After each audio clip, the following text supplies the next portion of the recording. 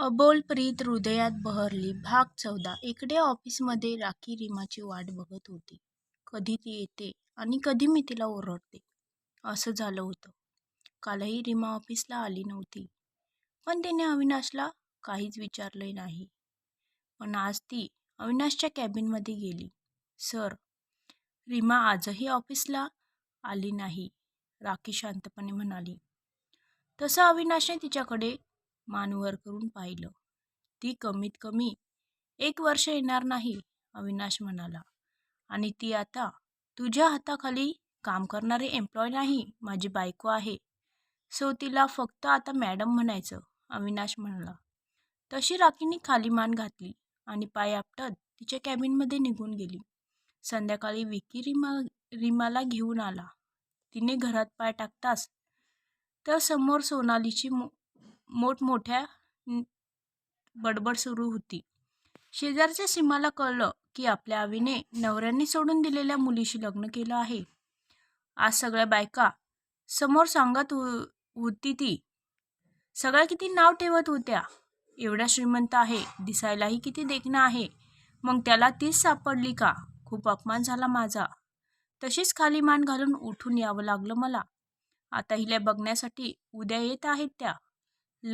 त्यांनाही हिला बघायचं आहे.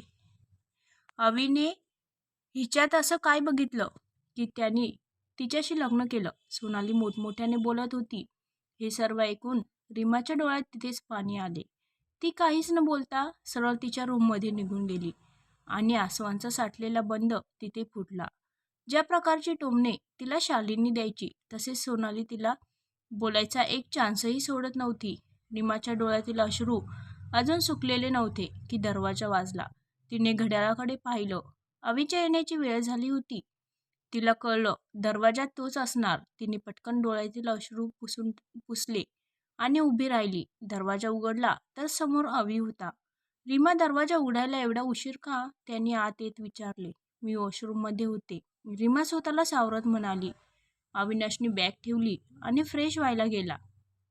फ्रेश होऊन आला आणि रीमा आत गेली. तिने खूप वेळा चेहऱ्यावर पाणी मारले आणि शेवटी बाहेर आली. आज फ्लॅटवर जाऊन करमलं असेल ना तुला? अविनाशने विचारला. हो, रीमा शांतपणे म्हणाली. तू ठीक तर आहे ना? रीमाचा सुकलेला चेहरा बघून अविनाशने विचारले. हो, मी ठीक आहे, रीमा म्हणाली. अवी थकून ऑफिसमधून आले आहेत. किती काळजी आहे त्यांना माझी. मी जर त्यांना आई काय बोलल्या सांगितलं तर अजून मायलेकाच्या नात्यात दुरावा वाढेल आणि तो मला नको आहे. हा विचार करून तिने तो विषय मनातून काढून टाकला आणि अवीजवळ जाऊन बसली. मला ना तुमच्याशी काही बोलायचं आहे. हा, बोल ना बाळा. तो तिचा हात हातात घेऊन तिच्या बोटांची खेळू लागला. मला वाटते सरोजा आणि विकीच्या मनात एकमेकांविषयी प्रेमाच्या भावना आहेत. फक्त ते दाखवत नाहीत, पण ते त्यांच्या डोळ्यात स्पष्ट दिसते. सरोजा ही एकटीच आहे. कधीपर्यंत अशी राहणार ती? तिलाही एका जोडीदाराची गरज आहे आणि विकीही चांगला मुलगा आहे. मला वाटतं त्यांनी त्यांचं नातं पुढे न्यायला पाहिजे, रीमा म्हणाली. पुढे नेण्यासाठी त्यांच्यात अजून नातंच निर्माण झालं नाही. मनात भावना तर आहे, पण त्या बाहेर आपल्याला काढाव्या लागतील, अविनाश म्हणाला. मग त्यासाठी आता आपण काय करावं? रीमा म्हणाली. त्यांना एकमेकांसोबत जास्तीत जास्त वेळ घालवावा लागेल, जेणेकरून ते एकमेकांना समजून घेतील, अविनाश म्हणाला. दुसऱ्या दिवशी सकाळी दोघेही उठून फ्रेश झाले.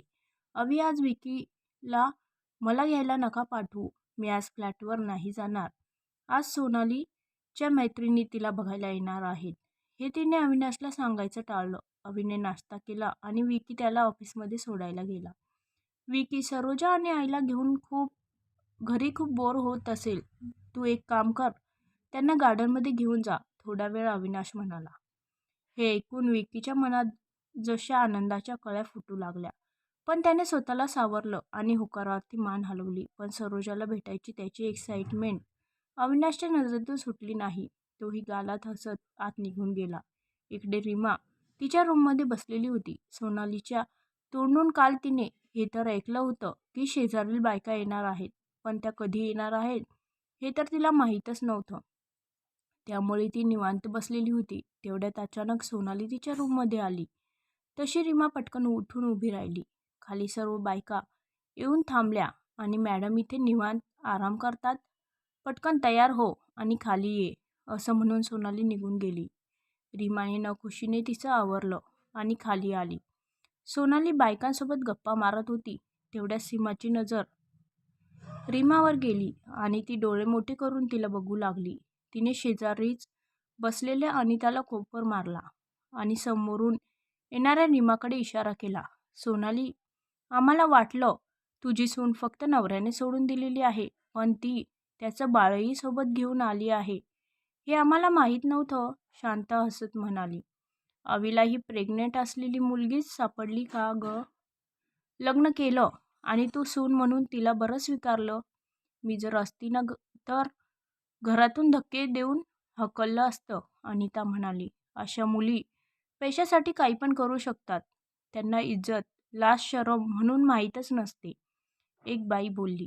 तशा सोनालीने रागाने हाताच्या मुठी आवळल्या.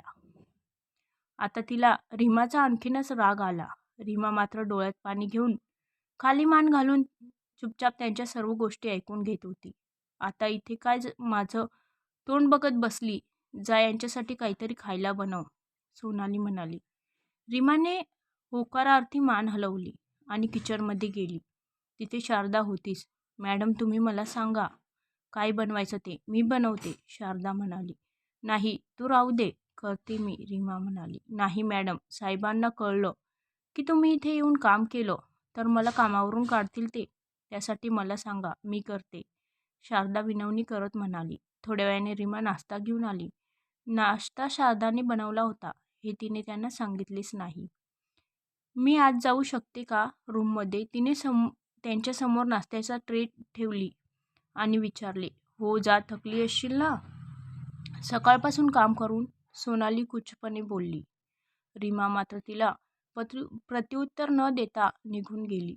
माझ्या अवीसोबत लग्न करायच्या आधी त्याच्याच ऑफिसमध्ये काम करत होती आणि राखी सांगत होती की एक दिवस पण सुट्टी घ्यायची नाही, आणि जसं माझ्या अवीसोबत लग्न केलं तसं इथे एखाद्या महाराणीसारखे राहते, सोनाली त्या बायकांना सांगू लागली. सोनाली, तू काहीतरी कर, पण तिला अवीपासून दूर कर, नाहीतर ती तुझ्या मुलाला तुझ्यापासून दूर करेल, आणि ज्या घरात आज तुझं राज्य आहे ना तिथे उद्याला तिचं राज्य असेल, सीमा म्हणाली. थोड्या वेळाने त्या सगळ्याजणी निघून गेल्या आणि सोनाली मात्र सीमाचं बोलणं आठवून विचारात हरवली. इकडे विकी सरोजा आणि आईला घेऊन गार्डनमध्ये आला होता. त्याच गार्डनमध्ये एक छोटंसं मंदिरसुद्धा होतं. आई तिथे जाऊन बसली होती. हे दोघे मात्र गार्डनमध्ये बसून एकमेकांना चोरून चोरून बघत होते.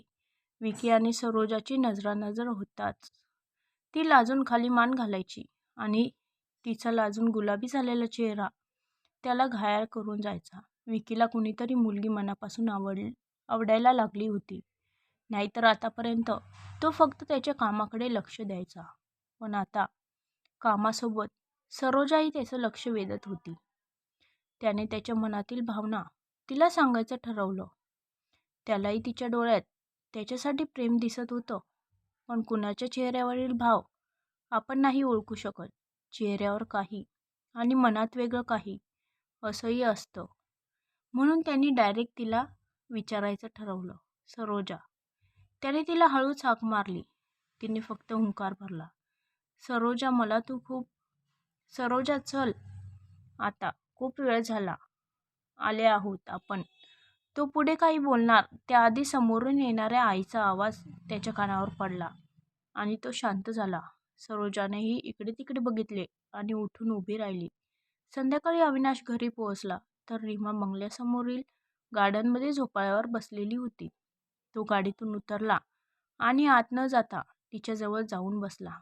त्याच्या येण्याच्या चाहुलने विचारात हरवलेली रीमा भानावर आली. कसला विचार करत होतीस? त्याने विचारले. असंच समोरील गुलाबाच्या झाडाला बघत होते. बघ ना, जे गुलाबाचे फूल सगळ्यात सुंदर आहेत त्यांच्या झाडाला काटे असतात. ज्याला त्या गुलाबाच्या फुलाला तोडायचं असेल त्याला आधी ते काटे टोचणार, नंतर त्याला गुलाबाचे फूल मिळेल. तसंच काही जणांचं आयुष्य पण असतं ना, सुखाचा कळस गाठण्यासाठी आधी दुःखाचे खूप काटे टोचून घ्यावे लागतात, तेव्हा कुठे ते गुलाबाच्या रूपातील सुख त्यांना मिळते आणि बाकीच्यांना वाटते समोरील व्यक्तीने काहीच न करता त्याच्या आयुष्यात सर्व काही आहे. रीमा म्हणाली. अविनाशला तिच्या बोलण्याचा अर्थ कळला, पण त्यांनी लगेच विषय बदलला. आज तू गार्डनमध्ये कशी काय? अविनाश म्हणाला. आत खूप बोर होत होते. इथे थोडं फ्रेश वाटत आहे म्हणून आले थोड्या वेळ, रीमा म्हणाली. आताच गार्डनमध्ये पाणी दिल्यामुळे कुठे कुठे चिखल होता, त्यामुळे अविनाशने रीमाचा हात पकडला. रात्री जेवण करून दोघेजण त्यांच्या रूममध्ये गॅलरीत बसून आभाळ बघत होते. रीमा, आपल्या बाळाचं नाव काय ठेवायचं? तू काही विचार केला आहे का? अविनाशने विचारले. नाही, मी अजून ठरवलं नाही. मुलगा होणार की मुलगी तेच माहीत नाही. मग नाव कसं ठरवणार? रीमा म्हणाली. मुलगीच होणार, अविनाश ठामपणे म्हणाला. तुम्ही तर असे बोलत आहात जसे बेबीने तुम्हाला सांगितले आहे.